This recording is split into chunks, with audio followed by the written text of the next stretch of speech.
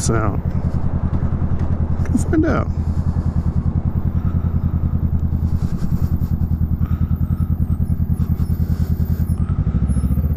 Oh, New Mexico drivers.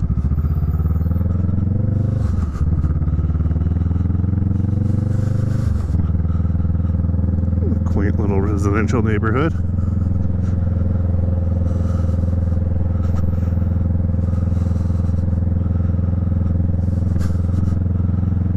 Where are you gonna drop me?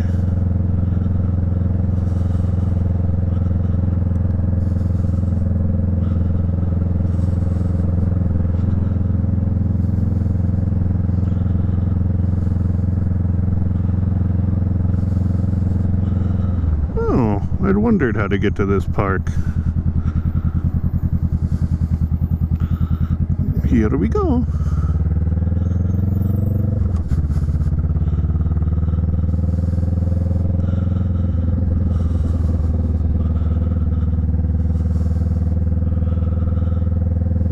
Interesting.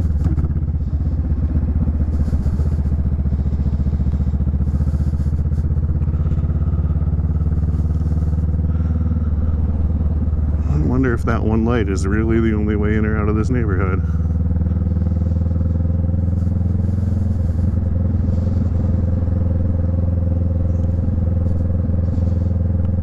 So I've been rolling around in my adventure helmet lately, and I haven't set up a GoPro mount for that helmet. Riding back in my modular helmet, I will tell you I am baking alive in this thing. And I was just complaining to somebody this morning, oh yeah, the adventure helmet, you can't close the vents on it, it's so cold. It's 80 degrees outside right now, and I'm sitting here telling myself, oh my god, I need it. I need my adventure helmet back.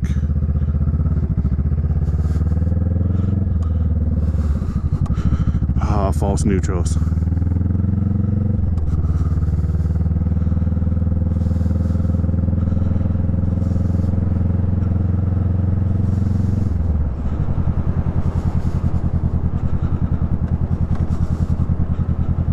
Such a weird little industrial / neighborhood intersection.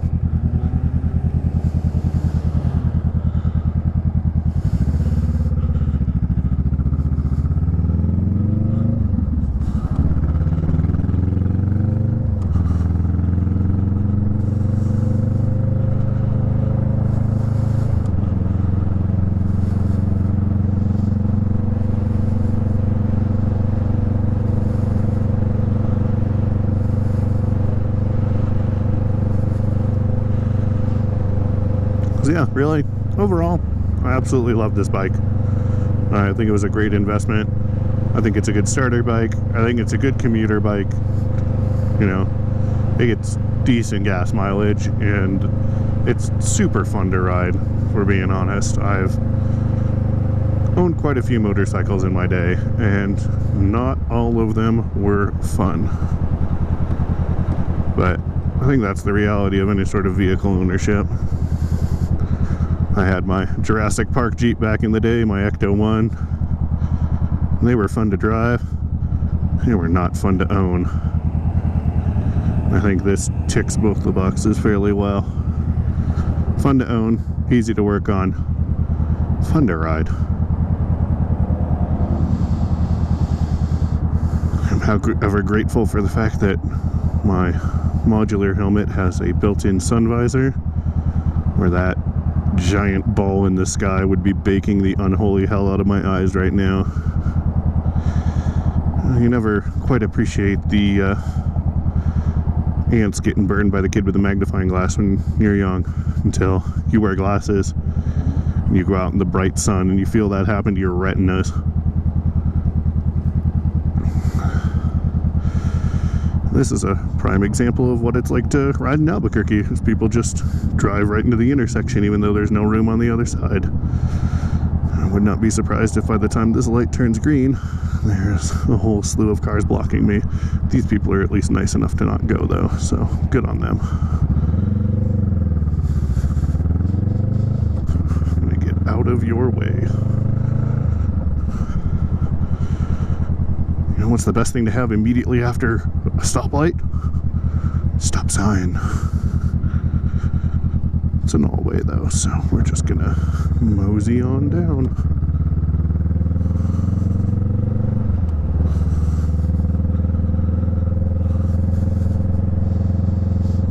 One thing it's still taking me some time to get used to is the clutch on this is very strong, which is really nice. Makes it super easy to hold a hill without rolling backwards. However, makes shifting aggressively a little bit jerky. I'll get used to it eventually. Would also probably help if I stopped switching between motorcycles every 2 weeks. But, you know, it's an addiction, okay? Ooh, that stop sign's sneaky. It's just a nice little neighborhood, too. That's the weird thing about Albuquerque is we have some cute little neighborhoods that are literally just stuck in the middle of nowhere. Or, you know, behind a Walmart.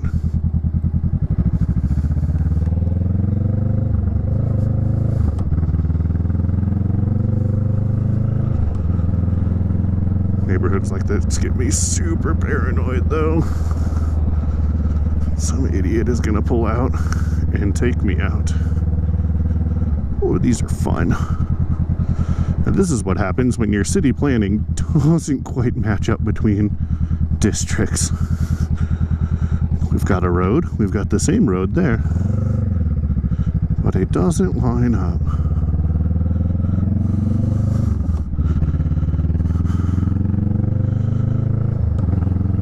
It's actually made me want to take some, you know, city planning or, you know, urban design classes at various points just to figure out how that sort of shit happens. Because some of these neighborhoods are really old. They've been around forever. And some of them are not. And I think what happens is they try and get the most bang for their buck possible when they develop a new neighborhood. So we make the lots, you know, 10 feet more narrow, then we'll be able to fit in one more on each side. But then the streets won't line up. Yeah, whatever, who cares? Well, you know, any person who has to go through there and deal with it on a daily basis, like, it pisses me off, and I'm only doing this once in a while. Never been down this road this far. Which I probably never will again, because goddamn, are there a lot of stop signs. Oh, this is another thing that really weirds me out about Albuquerque. So, this particular style of apartment building can be found in like 7 different neighborhoods with the exact same paint job, exact same fencing, everything. It's like these developers just bought a bunch of land and built the exact same apartment everywhere they go. Real weird. General Bradley. Oh yeah, it's skeleton biker.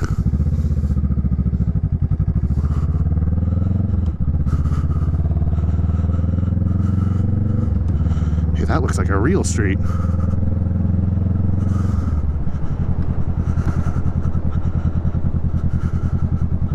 It is a real street. Alright, car corpses. We's going.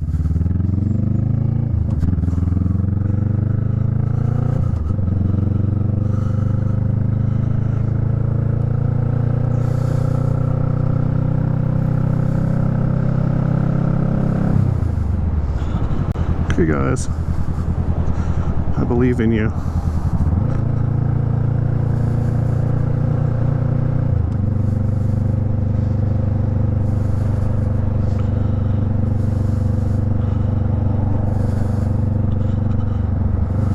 Please do not pull in front of me. Thank you.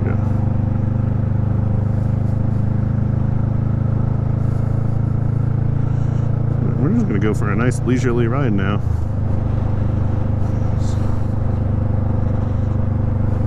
It is officially rush hour in Albuquerque. I am officially the problem child now.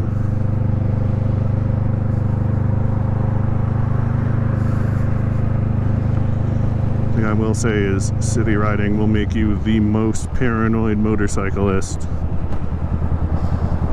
can possibly imagine. The fact that that bus is not in the side of the road where a bus should be scares the hell out of me. It does want me to ask questions before I get an opioid prescription, though, so, you know. Give me them drugs. No, drugs are bad. It's a pretty bad opioid epidemic in New Mexico. Everywhere, I guess. But prescription drug abuse has been a hot topic for debate here over the past, I won't say year, but probably the past 6 months. And to our city and especially I think our mayor's credit, they've done a really good job about, you know, remaining positive about it. But that's just my personal opinion. They handled it well. I like our current mayor, even though he looks like Two-Face, but he knows. Dressed up as Harvey Dent last Halloween or the Halloween before. Proud of him. Also, little known fact about Albuquerque's wonderful mayor, Tim Keller, is he is into some of the angriest metal on the planet. And I think the last metal band he had through to the mayoral office was, I want to say, Anthrax, but he's super into metal and frequently can be found at just big old metal shows. Why is somebody from Wisconsin here? Well, yeah, I mean, I guess I shouldn't say that. My family's from Wisconsin, but we live here. We don't have plates from there. Did you bring me any cheese curds? No? Go back to where you came from.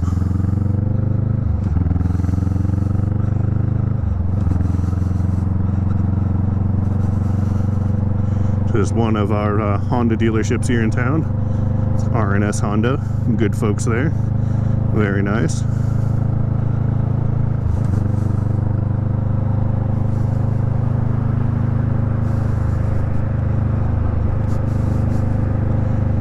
I really picked a bad time of day to be out on the bike.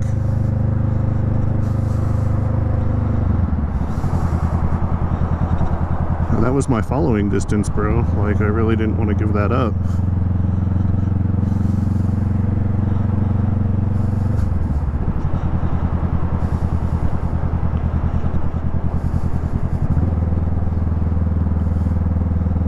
So I don't know if this is a problem just in this city or in other cities, because I have not ridden motorcycles much elsewhere besides Albuquerque.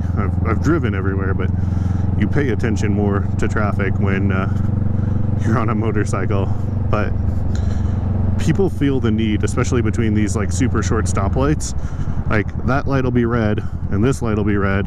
They'll get green at the first light and then feel the need to rapidly accelerate all the way up to the speed limit, only to slam on their brakes so they don't hit the car that's waiting at this light here. Put down in the comments if that happens where you are too, or if that's just a terrible New Mexico driver thing.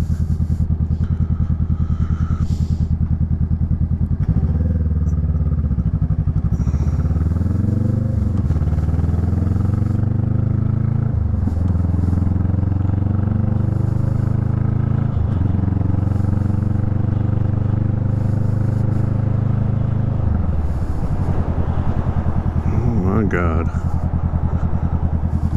What the hell is this?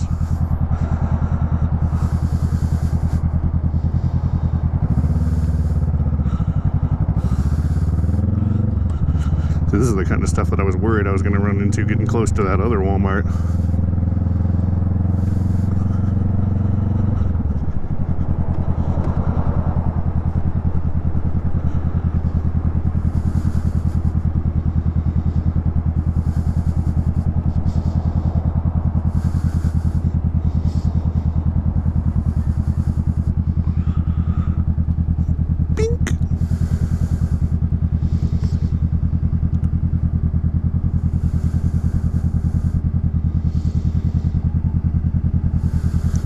what else should we talk about? Let's talk about what you do when your friends express let's try that again. Let's talk about what you do when your friends express interest in riding a motorcycle, but they've never ridden anything of the sort, like dirt bikes, or even if they have. You know, what steps do you take as a avid motorcyclist to encourage them to get into bikes and to not kill themselves? Holy moly, it's hot in here. Alright, well, you guys are going to deal with some wind noise because my face is literally melting off. So, getting into motorcycles. You know, as somebody who's owned multiple motorcycles, at some point in your motorcycling career, even if you only have the one, even if you only have a scooter, somebody's gonna say, hey, that looks like fun. How do I do that?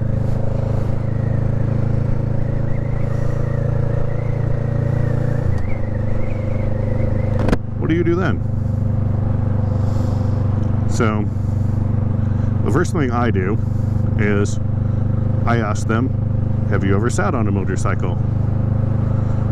And if the answer is no, you know, I go out and to my own terrible credit, the first thing I normally sit them on is the Grom. And I go, this is one of the lightest, least powerful motorcycles on the market. How does it make you feel? And if they're incredibly uncomfortable, I say, all right, you know, what about it makes you uncomfortable? Run through the, you know, their bullet points list of, hey, this creeps me out. And in doing that, sort of get a feel for what their comfort level is for, you know, danger assessment and stuff like that. And if they're just like, oh, you know, it makes me uncomfortable because it's heavy and it's a Grom, you know, it's like, hey, you know, what makes you think it feels heavy? The second thing I do is I ask them if they have any experience operating standard vehicles. Because if you don't know how to drive a stick shift car, riding a motorcycle may come as a rude awakening to you. And that's not to say that you can't, right? I know plenty of people actually who ride motorcycles can't drive stick. And as hilarious and entertaining as I find that, you know, to each their own. But if you have a knowledge of how a clutch works and how shifting works and, you know, what it means to, you know, go through the gears or shift into neutral or whatever you may have you, I think that gives you an advantage over somebody who doesn't. The next thing, which I believe would be third because I've now lost track and can't count to save my life, is I see what their, you know, budget would be if they, you know, were to buy a motorcycle. If their budget is $500, I tell them to slow their roll and to save up money for something that would actually be safe and reliable for them.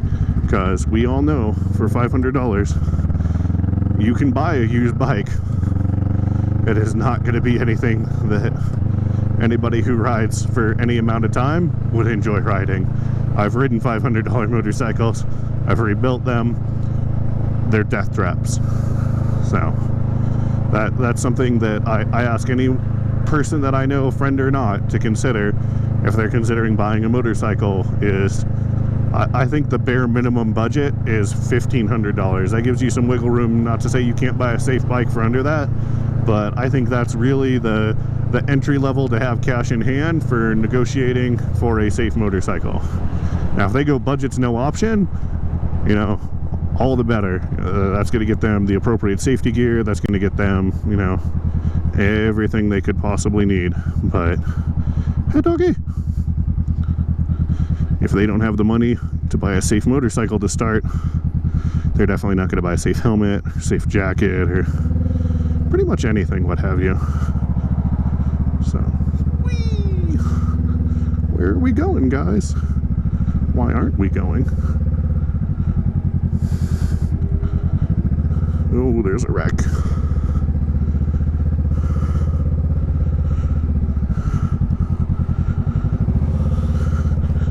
You gonna let me in? Nope, you're gonna be a dick.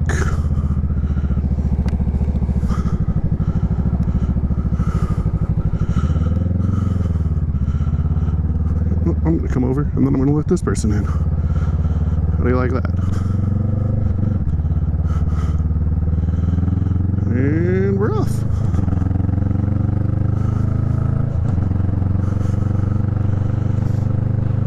So, budget's always a concern.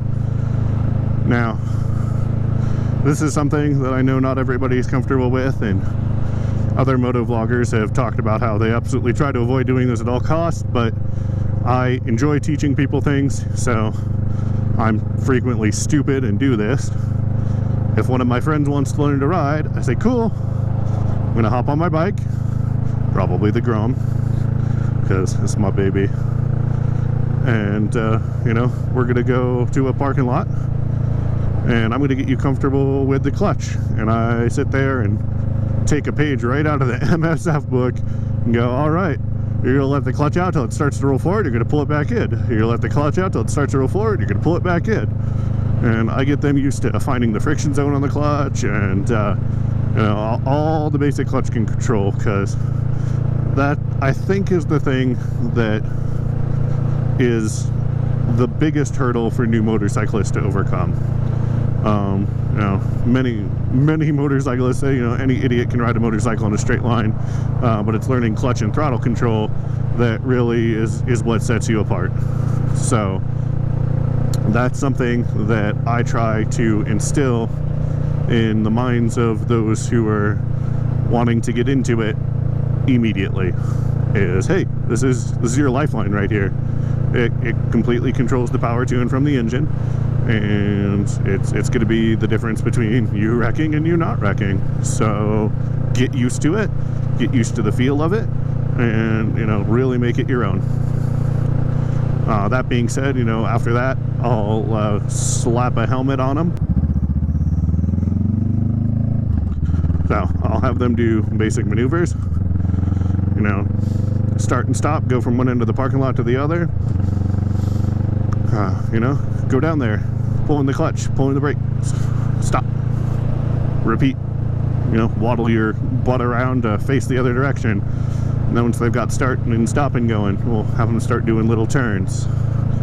But really what I try to do is get them to the point where they're comfortable with the basic controls on a motorcycle. One of the flaws, in my opinion, and I guess so, not so much a flaw, but a nitpick of the MSF course, is that they throw you on a bike after being in the classroom and they're, all right, let's go, mother.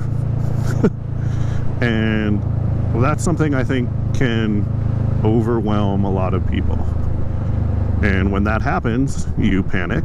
And when you panic, you make mistakes like grabbing a fistful of front brake, or, you know, whatever, whiskey throttling. You know, it happens when you panic. When you get nervous, you make mistakes. It's just a fact of life. So I try to get them to the point where they're comfortable and they're not going to make those kind of nervous maneuvers when the MSF instructor sticks them on a motorcycle and says, all right, cool, go out to that cone, shift up to second gear, turn around and come back, you know? So that's something that I try to do, and that's ultimately my goal when it comes to, you know, figuring out what people are doing when I'm teaching them how to ride a motorcycle. Now, after they've gotten comfortable with the controls, the next thing I do is say, all right, cool, here's my computer, go sign up for an MSF course. Because you are not riding a motorcycle on the street ever until you've taken at least a basic rider course. And some people will disagree with me on that, and they'll be like, oh, you can learn everything you need in a parking lot, you don't have to take the MSF course, just go take the MVD test, etc., etc. But I'm not one of those people, and I think that the test is there for a reason, and it's a good test, and you should utilize it. So really, I try to get everyone I know who's remotely interested in motorcycles into an MSF class. Now, after they've taken that and hopefully passed, But either way, if they want additional instruction, parking lot maneuvers, whatever it may be, I openly offer myself to my friends for that. And it's something I encourage everyone to do, because if your friend is out there and they're scared to ride their bike, even though they now have a motorcycle endorsement and can legally do it, if they know, they can turn to you and go, hey, I'm having some trouble with this, you mind helping me out? And you'll be like, yeah, absolutely, instead of mocking them incessantly. I think that's something that's really good for them. And ultimately, that's the culture that we as motorcyclists need to continue to, I guess, breed amongst each other, right? We need to know that there are new riders. We need to be okay with the fact that there were new riders, because if there weren't, our industry is going to die, and it's going to get to the point where motorcycles are completely illegal. And we need to be open and willing to help them learn what's safe and what's right. So that's my soapbox for that. But those are sort of the steps I go through when it comes to somebody expressing a want to ride to me. And everybody's going to be different, right? Like, not everybody's going to be like, hey, go sit on my motorcycle. They're going to be like, you touch my bike without knowing how to ride, I'm going to stab you. And, that's fair. Some people are incredibly protective of their motorcycles, and as I said, this one's, sort of my baby now, until the chopper's done. But, there's always going to be that one person that you really don't want on your bike. But I think for the most part, it's about us offering an open, extended hand and saying, hey, I know it's scary out there. I know every single one of those cagers is trying to kill you, even though they may not know it. They're, through their actions, inadvertently putting you in danger. But I'm here to help, and that's going to continue to breed the camaraderie and friendship that makes motorcycling fun for so many of us.